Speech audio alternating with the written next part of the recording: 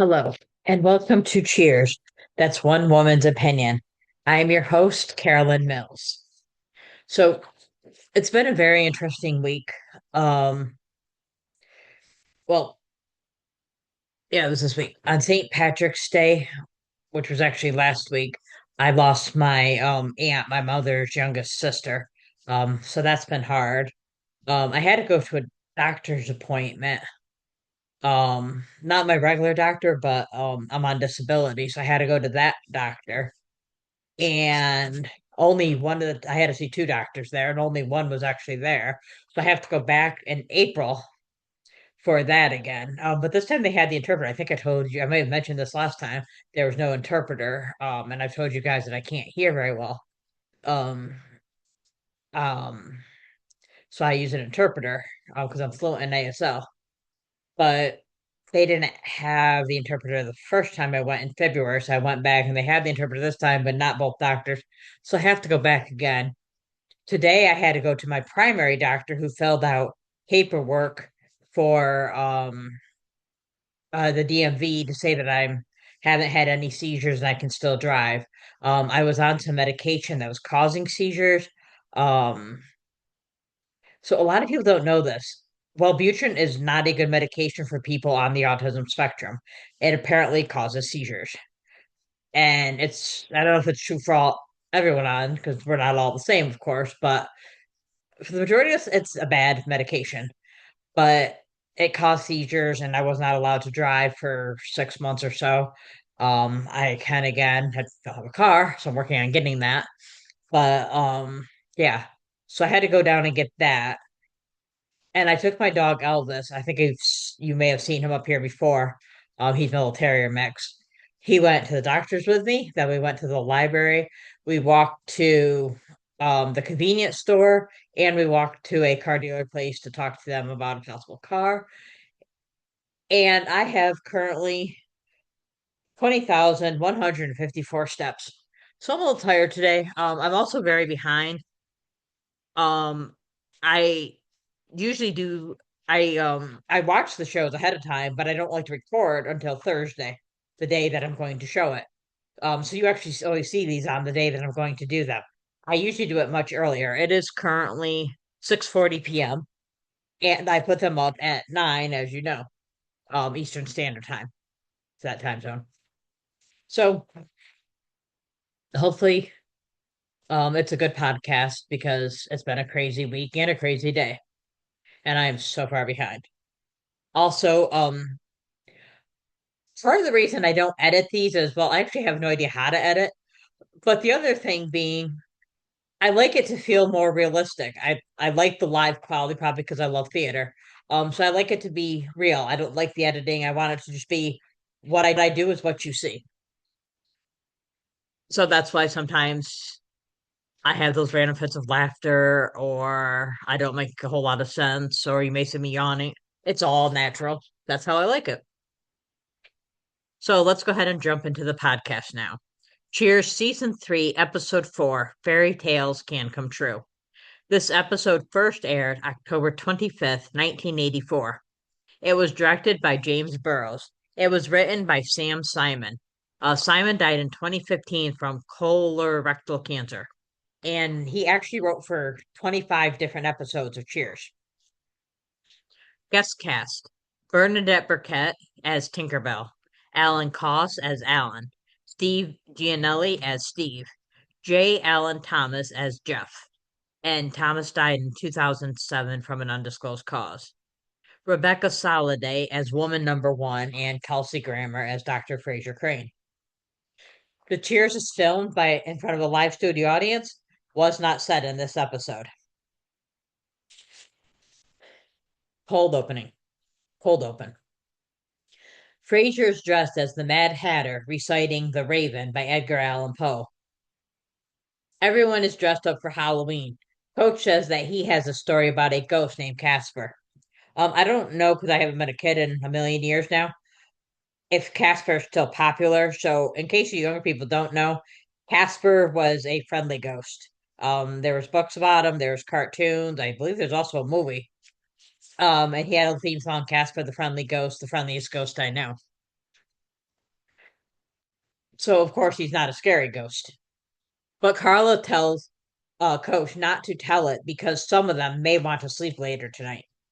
Coach agrees that it's better to keep it to himself. Norm says, speaking of a horrible sight, he quickly holds up his empty beer mug and Coach screams, where everybody knows your name plays. Frasier tells Diane, who is dressed as Alice from Alice in Wonderland, that he got tickets to the Boston Pops. Diane says that Sam liked the Boston Pops. Sam, who is dressed as a cowboy, concurs, saying he especially likes the 1812 orchestra. Overture, sorry. See, I speak sometimes. The 1812 overture. Frasier tells Diane that he thinks Sam is pretending to be less intelligent than he really is. Diane asks him, how intelligent would someone have to be to successfully pretend to be that dumb? Frasier doesn't think he could do it, but Diane disagrees and they kiss. Carla walks by and says, yuck. Diane explains that Frasier affects her the same way that cheap Chianti and dice hanging in the rearview mirror affects Carla. Carla responds, wow, you've got it bad. Cliff, who's dressed as Ponce de Leon, comes in. He tells the others to guess who he is. Coach, who's dressed as a pirate, says Cliff Clavin. Cliff tells, Coach tells Cliff, your ears are too big. Something was not right about Coach. Well, there's a couple things I noticed. First of all, the actual character insulting Cliff like that, about his ears being too big. That Coach was not a insult. Like that was what he did. He didn't insult people. So that was weird, the character. But also, and I assume at this point, the fact that Nick Colasanto was very sick, um, because this episode came out in October, and Nick Colasanto, of course, will pass away in February of this season. Um, I feel like it feels like he was phoning it in. At least not all the time, but this scene especially, I felt like it. Like he was just, for those who aren't familiar with phoning in, he basically just delivering the lines, not really acting, kind of like I'm talking right now. Um, like he doesn't care, and he's just say that it's almost like say the words and just get them out and move on. That's kind of what this felt like. And that's no insult to Nick Alessandro. I think he's an amazing actor. And I loved him as coach, but I could sense in this one there was something off. I don't think anyone else felt that. Cliff says that his ears are considered erogenous zones during heavy petting. Carlos says that Cliff's never had a date in his life. Cliff says that's because he finds the women of Boston to be boring.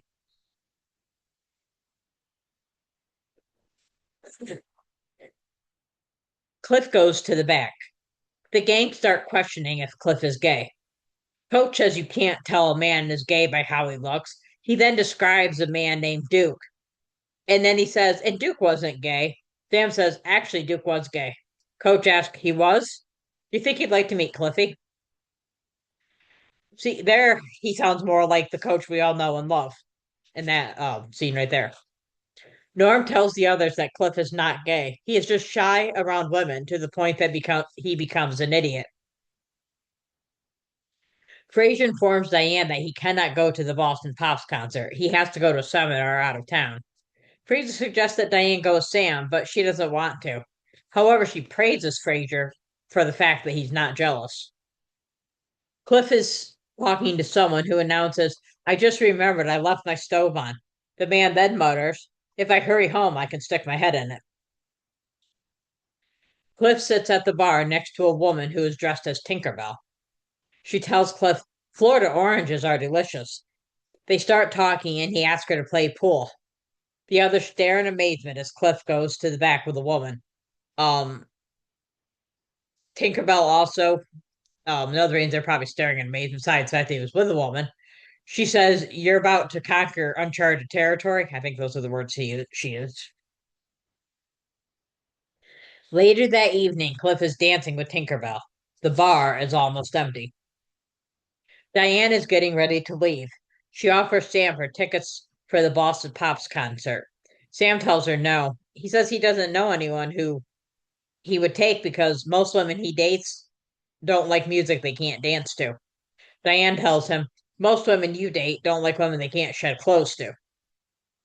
Sam asks her why she doesn't want to go. She explains that Fraser is out of town. Sam asks if Fraser is uncomfortable with him going with Diane. Diane says he suggested it. Sam asks if she's uncomfortable with going with him. She says no, and they agreed to go.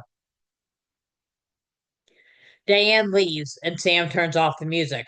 Tinkerbell suggests that she and Ponce meet as themselves tomorrow night. Cliff agrees, and she leaves. Sam says, "Way to go, Cliffy." Cliff says that he's used to women. Sam counts down from three, and Cliff cheers. Yay, I got a date. The next evening, Sam and Diane come in from having enjoyed the concert. She says she had a good time, adding she would have had a better time with Fraser. Sam agrees, saying, Me too. She asks him how he enjoyed his first outing out without any hope of sex. Sam responds, You're not out of that door yet. He pretends he's going to chase her, and she screams and runs out.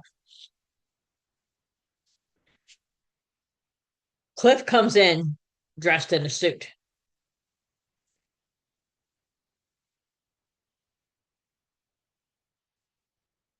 Norm comes over and sits next to him. Carla says that Norm wants to know if Cliff boinked her, you dink. My mom used to laugh. As you know, I've been watching the show since I was 9, and I loved the word boink, and I still use it to this day. And my mom used to always laugh because I would talk about something, and I'm like, he probably's gonna boink her. Cliff says that psychologists say that one night of meaningless relationships can get in the way of a long-term relationship. Sam says, I rely on it. I'm pretty sure I totally messed that line up. But you get the idea.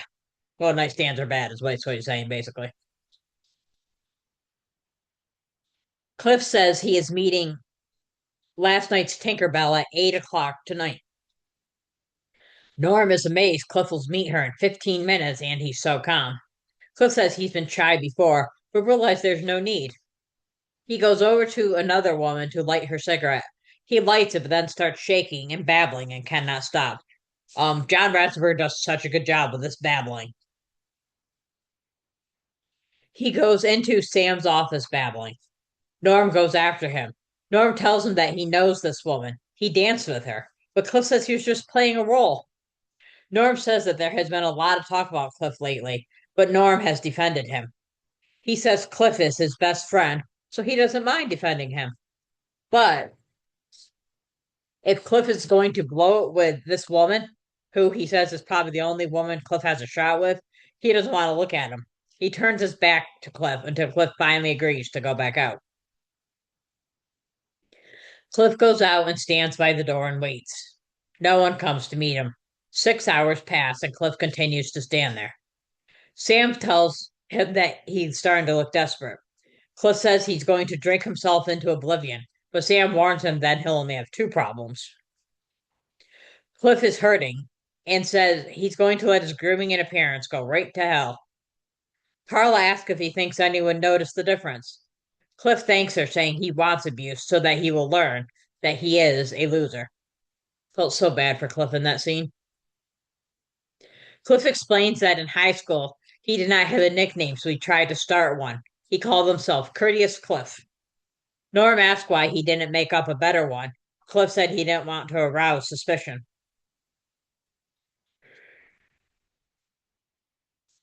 He tells them about a tribe in the Middle East who are an only men tribe and completely celibate.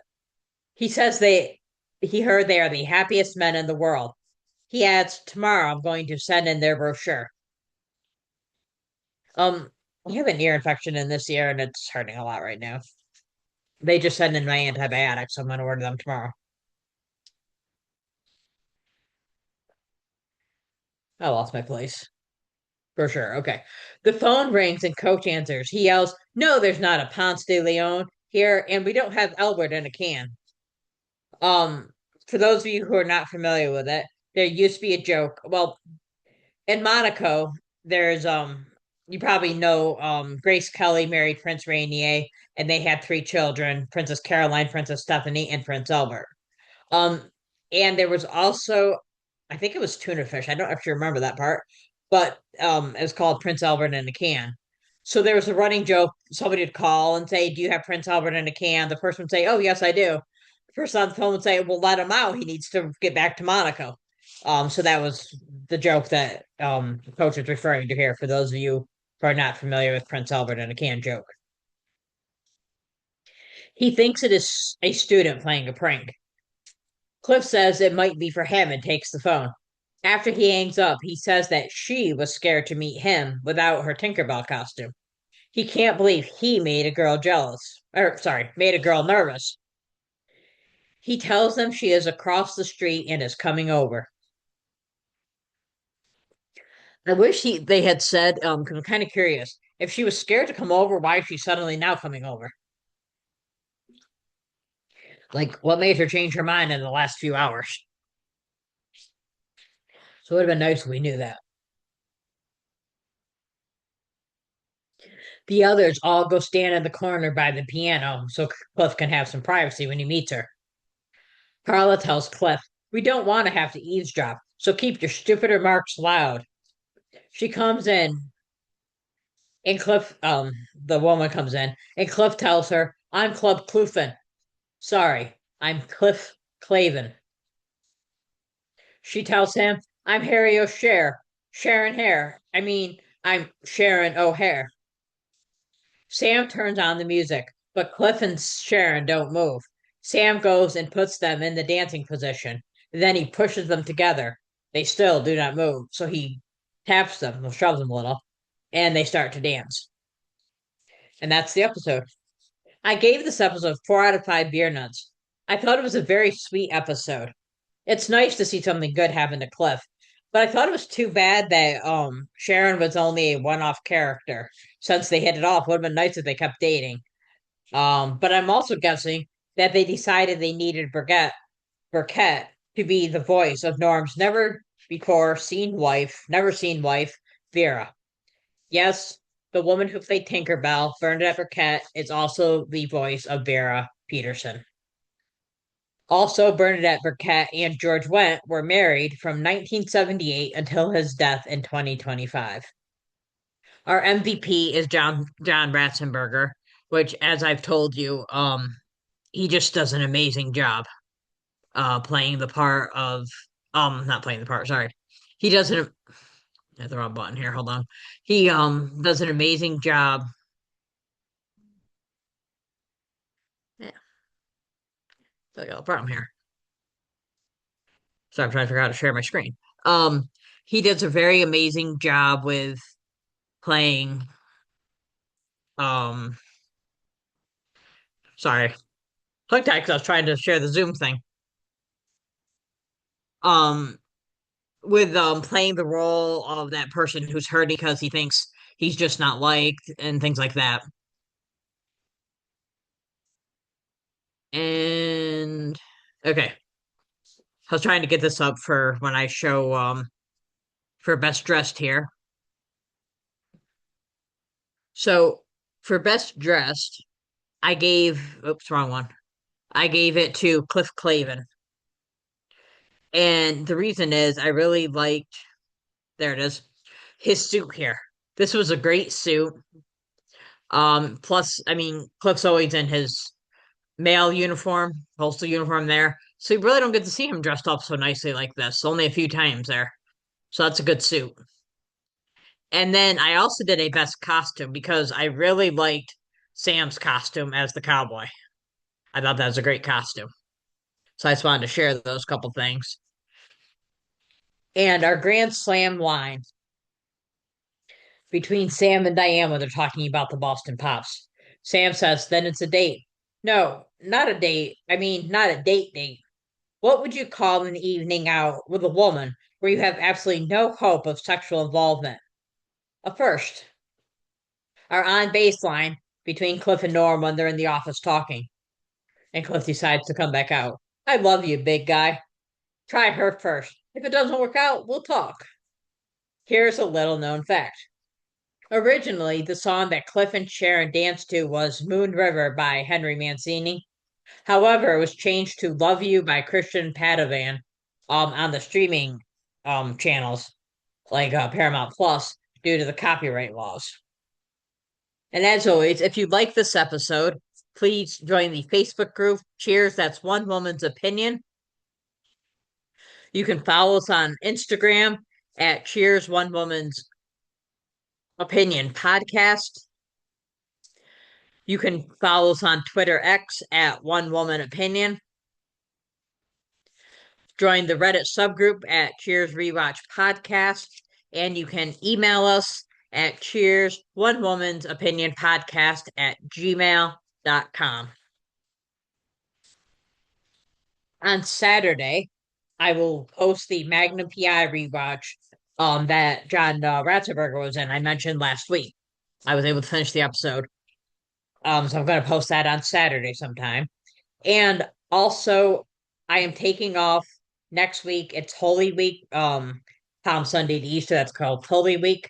So I will be taking that off. So the next Cheers episode will be Cheers season four. Oh, I'm sorry, that's season three. I typed it wrong. Season three, episode five. Sam turns the other cheek, and that will go up on Thursday, April 9th. And that's one woman's opinion. Thank you.